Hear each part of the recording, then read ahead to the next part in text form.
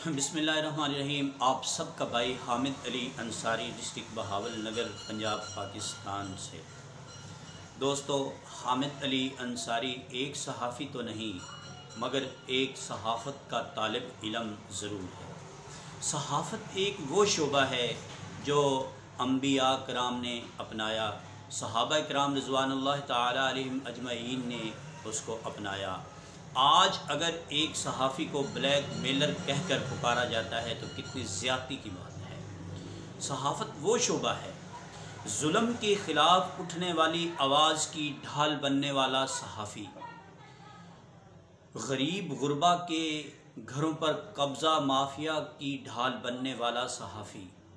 आज सहाफ़त को अगर बदनाम करने में बहुत बड़ा अगर हाथ है तो वो क्रिमिनल लोगों का है।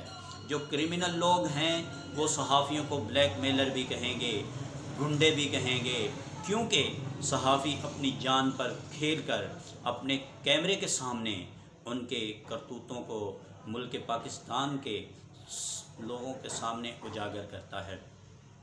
आज हमारे शहंशाह सहाफ़ी सैयद इकरारुल हसन के साथ होने वाली ज़्यादती की हम पुरज़ोर मज़म्मत करते हैं।